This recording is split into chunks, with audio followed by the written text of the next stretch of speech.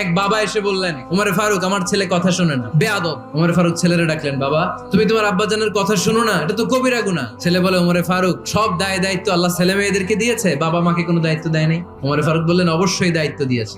তাহলে বলেন আমার বাবার দায়িত্ব কি?